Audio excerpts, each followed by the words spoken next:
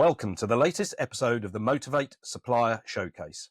I'm Neil Smith, CEO of Motorvait Automotive Consultancy, and in this series, I'm sitting down with the innovators, movers and shakers behind the UK's most exciting automotive businesses, whether they're game-changing startups, industry disruptors, or established legends.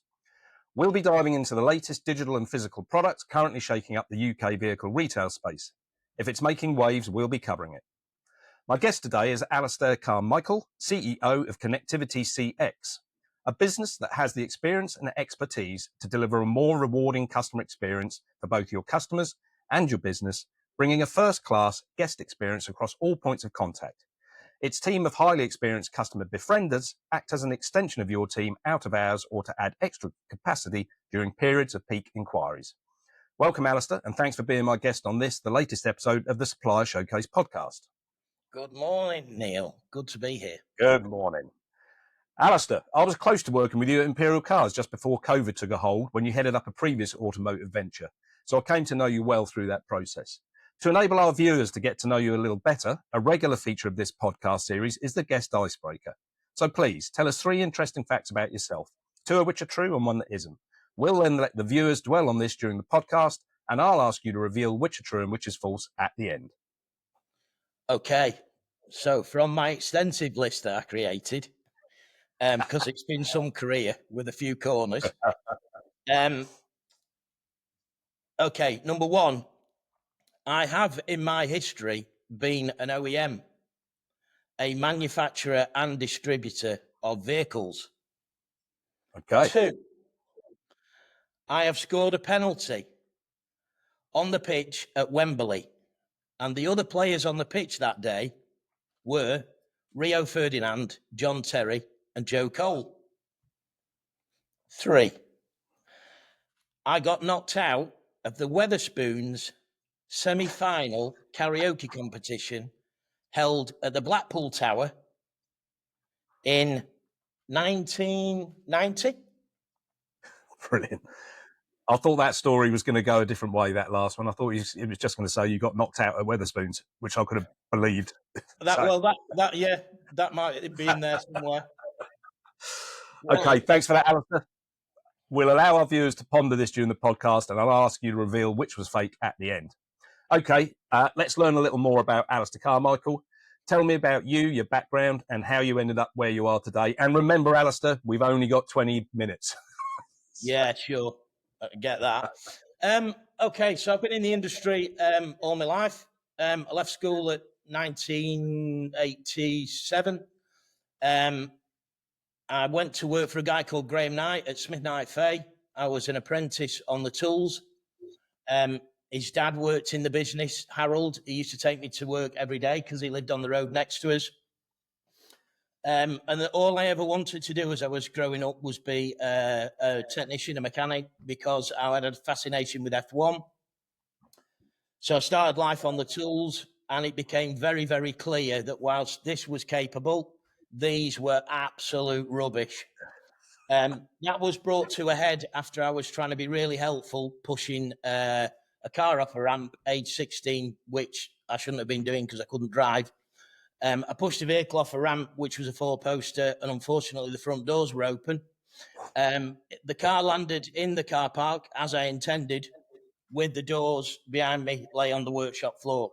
So I then ended up going through parts because I had the gift of the gab, and technically I understood the job. Then service advisor, and then sales, and into general management, head of business, and all of that. I left retailing in 2005 as part and parcel of getting a fine from Volkswagen Group for not having the right plastic lemons and limes in the showroom, the right biscuits, or the right newspapers for people to read, which was the straw that broke the camel's back. Plus, there were also too many rules for somebody like me. And I then set about a career which involved consulting for people like Jaguar Land Rover on sales performance improvement. And I spent 7 years as a consultant advisor to eBay, at which point I really started to learn all about digital and all about listing tools for inventory, promotional mechanics of used cars, maximising listings and all of that. which led me to a place where I met Kobe Jackson, who I've known since 2016 and been really, really great friends with ever since, and represented Coldrip in the UK in terms of producing game-changing software to connect people in seconds.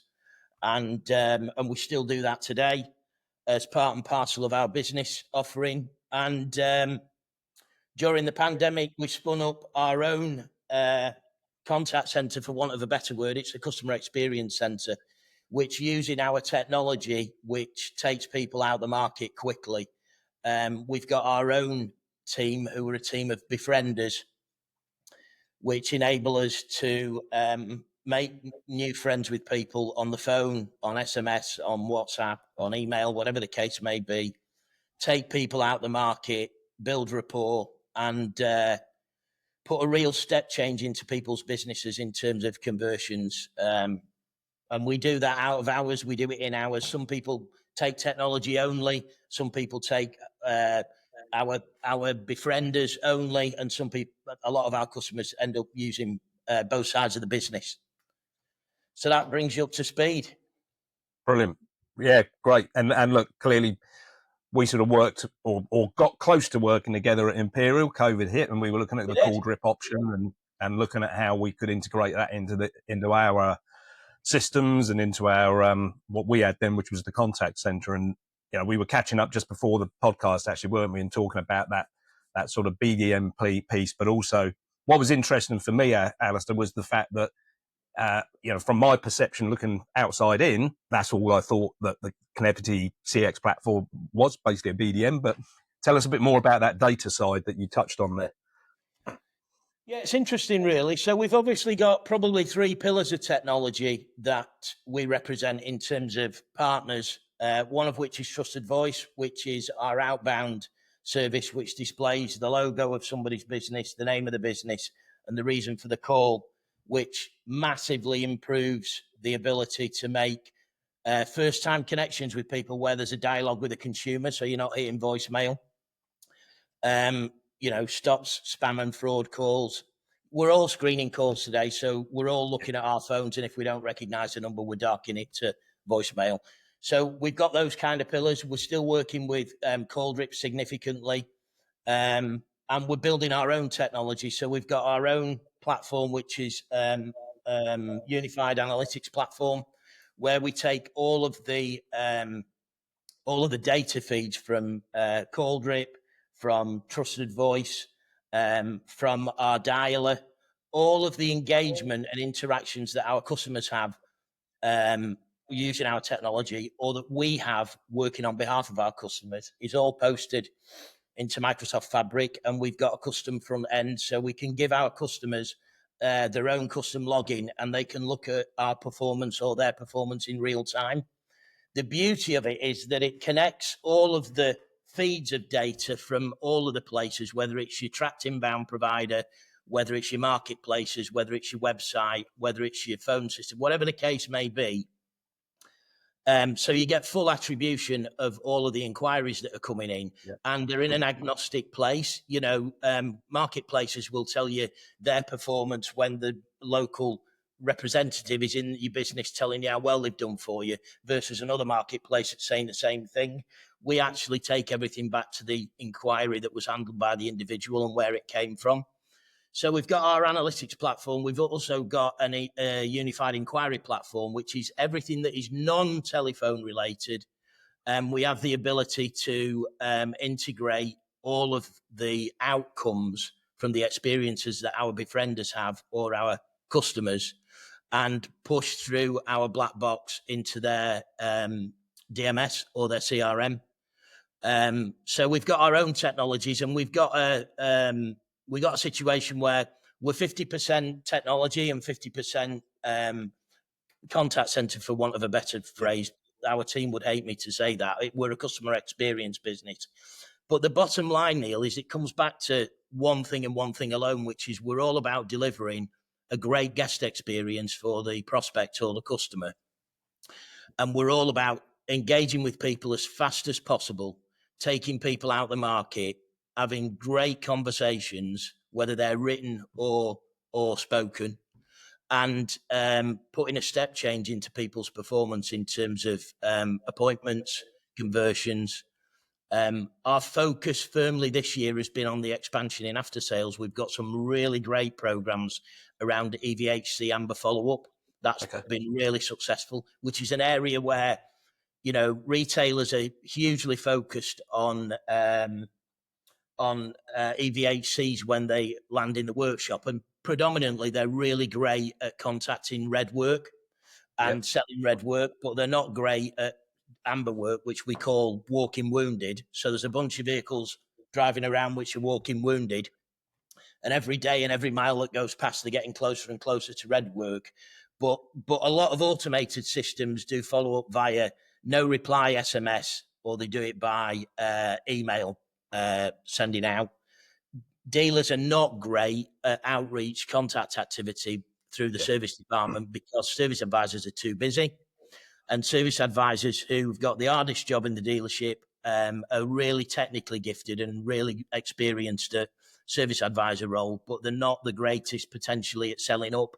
And when they ring somebody about amber work, I'm pretty sure most of them want it to hit voicemail so they can leave a message and they don't have to go through a conversation trying to sell somebody 400 quid's worth of work that they don't actually need for 3 months. So we take that data and at timed events based on, you know, when they're due, we reach out and engage, and we're putting incremental parts and labour sales into people's workshops, which they currently, I can pay testament to that piece. I did some consultancy a couple of years ago for a dealer group, and looking through that VHC piece, they had £600,000 of amber work that had been outstanding over a 6-month period, and none of the customers have been contacted. Yeah. You know, so it's all, you know, you look at that volume of potential upsell, and even if they only get 12% of that or 15% of that, so that's £100,000 worth of income that they're not addressing. Listen, from our outreach activity, contacting those people that are within the data set that we've got to engage with people, we get about a 66% engagement rate where we're actually having a dialogue with the consumer. Yeah. From that 66%, we get a conversion to the next stage of the process, which is an evaluation in the business of checking those items that were identified. We get an appointment set ratio of about 40 to 45% from that. Okay. From that, there is about an 85 to 90% conversion to the job. Because in reality, when the consumer's back in the business and they're having a good conversation with the dealer, they're in the showroom, things have been checked, you know, they're 3 months down the line and those items are 3 months closer to being replaced, they ain't doing anything but booking in. No. So, and I think from that perspective, and also looking at the sort of stuff we touched on just before the podcast in terms of taking customers out of the market, right? So with the VHC piece, if you're there at the right time, you're stopping them going somewhere else when they get to that finite point where they know they've got to get it changed. And again, from a retail perspective, it's about, as we discussed and what we did at Imperial with our contact center 2018, 2019, it was all about giving that customer the best possible service on the phone or via the digital route. And again, taking those potential customers out of market as early as possible. I'm sure that's, having had that discussion earlier, that's clearly a piece which resonates with you and the team there, which is about just pulling those customers out of market, bringing them back into the dealership, whether that be for service, retail, and making sure we're giving them the best experience possible. Oh, yeah, I lost you then for a second, Neil. I was just talking about there really just saying that customer experience piece and bringing those customers in store, whether it be for retail or after sales, and taking them out of the market. That's key to your proposition, isn't it? Yeah, absolutely. The other thing we're focused on in after sales is generating a reason to come back for EVs. You know, you look at BCA, for example, and if you track a lot of the auctions on electric vehicles going through BCA, you know, clearly there's a lot of digital service records. So sometimes they're struggling to get service history. But there's an awful lot of EVs, my own included, by the way, where I've got a service plan on an EV, Audi e-tron, and I haven't even had it serviced at the due time because I've got a service plan. And the reason is I'm absolutely convinced it doesn't need it. So there's an awful lot of EVs out there, I think, which aren't returning to the dealership. Yeah. And we're creating programs which promote a reason for the EV driver to be back in the business, to have a health check, and look at things like tires, look at things like aircon, look at things like the plug-in socket. General peace of mind for the EV driver and a reason for them to connect back with the dealership. Yeah, yeah, and I get that, because clearly that's a massive issue for dealers now, the lack of sort of after sales work required on EVs. So any reason to get them back in, whether it be that general VHC across the wear and tear pieces and where there can be issues, and that's got to help that Neil, after sales center, especially as we increase that EV. And you know what? I was in my local Audi independent specialist recently, Wrigley Tin on an industrial estate, great business, dropping off one of our old Audis that we've got with a massive engine for an oil change, basically. This is a thing that's doing 1,000 miles a year. And in the workshop were 3 e-trons. One was having an aircon regas and brake fluid change. One was having tyres, and I don't know what the other one was having done. And this is in an independent. Those independents are starting to see, though there's a lot of independents that are challenged by EVs, and I get that, but there are those out there that are really embracing them. Now, if Audi retail are not seeing those EVs and the specialist independents are, that's a problem. Yeah, definitely. And we go back then to the retention piece, don't we? Whether that be ICE vehicles, EV vehicles, whether that be via VHCs or just the usual MOT reminders, service reminders, those sort of things. Again, for me, the weakest point in any dealership currently is it's not in the marketing division. We can generate leads, we can get good cost per leads. It's typically that first point of contact. And if you've got a sales guy or you've got an after sales guy who, for whatever reason, and it could be that they're not feeling on top form that day or whatever, and they don't give that customer the attention that the customer requires, then that lost opportunity is costing that business. If we're looking at a cost per lead now on a sales side of 45 to 60 pounds, we've got all of that great data around our own customer base from an after sales retention point of view. If we're not maximizing that, then we're just throwing money down the drain. Set fire to money in the street, you might as well. Yeah. So again, going back to that service you're providing, I suppose it's just looking at it. It's maximizing that opportunity effectively, isn't it? Yeah, 100%.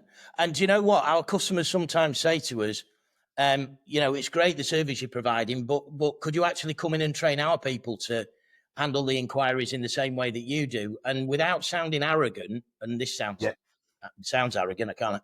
But the answer is you can't. And I'll tell you why you can't. Because we're single-mindedly only focused on delivering that best experience at each and every engagement. We haven't got phones ringing in the showroom. We haven't got people walking in. We haven't got ECM outside unloading a transporter. We haven't got customers sat at a service desk. We haven't got technicians with a job card saying, this used car I'm working on needs a grand's worth of brakes doing on it. We haven't got all of that. We're just in the perfect environment to focus solely on that engagement and maximize it based on the marketing spend that's being invested in putting people in the funnel, whether that's sales or after sales, for that client's business. Yeah, and look, I see this day to day when I'm on site visits. You're right. These dealers now are so time poor, and resource light a lot of the time. You've got all of the pressures that are coming on top from increased NI contributions and the market forces and the current finance issues, and they've got to go and buy cars, and sourcing of vehicles is not easy. So they are running around a lot of the time like headless chickens, So that customer experience suffers as a result, because they are constantly they're using sales execs to get the pitch sorted. They're using sales execs to unload trailers, and it's a difficult environment, and to give that customer the full attention required is difficult. it's an environment that's not set up for it. And they're in a business where the whole value chain in motor vehicle distribution and manufacture is changing in front of everybody's eyes. And they've got to react to that. Yeah. It's really difficult to be strategic. They've got to be tactical all the time. And that has an impact on the way in which they handle inquiries with people. You know, just one example, you look at, I spent a lot of time doing some work for JLR on performance improvement in sales. And you go into a JLR retailer, this was back in the day, and somebody's spending, you know, a good hour and 20 minutes a day doing battery tests on all the cars in the showroom to make sure that the lights are on so that they can fulfill an audit for JLR to make sure it doesn't impact operating standards. And I'm like, you know, all of that's taken away from their resources to be able to deliver a great guest experience. You know, that's just one example. Yeah. But they're all challenged by lots and lots of different things, satisfying lots and lots of different people, you know, leadership, you know, company directors and investors, the OEM, the customer, you know, industry. Is frightening. Yeah. Oh, God, yeah. I would not want to be back in that world full time, sat behind the desk, having to deal with those challenges now. So, look, Allistair, time flies when you're having fun. We're 22 minutes in, so we're nearing the end of the podcast. So, in conclusion, Connectivity CX listens and engages with prospective customers to take them out of the market and secure sales appointments even when your business is closed. Its data-driven approach not only means they engage with existing customers at salient times in the product lifecycle, but they also help you identify the profitability of specific areas of your business. Allistair, I've enjoyed our chat today, and thank you for taking the time to take us through the services that Connectivity CX offers. Before I let you go, we need to clear up the icebreaker question for our viewers. So, which of the three interesting facts was in fact false? So, the false lie was being knocked out in the semi-final of the Wetherspoons karaoke. It was actually the quarterfinals, and I was knocked out by a lady from Nelson near Oldham singing "Tapow, China in Your Hands." Oh, mate, I love a little bit of karaoke, so I'm going to have to seek out that Wetherspoons karaoke contest and have a go at it. But you did score the penalty at Wembley then? I did, yeah. There was nobody in the nets at the time, but I was on the pitch with Rio, JT, and Joe Cole. Yeah, that's true. Brilliant. And you headed up an OEM? Yeah, correct. Well done. All right, look, thanks again, Allistair, for your time today. For more information about Connectivity CX, visit the website, www.connectivity.cx, or message Allistair directly on LinkedIn. Thank you for watching, and a quick reminder that here at Motorvait, we offer 1 hour remote one-to-one dealer discovery sessions for free. To learn more about these sessions and why you should book one, visit our website, www.motorvait.co.uk. Bye for now.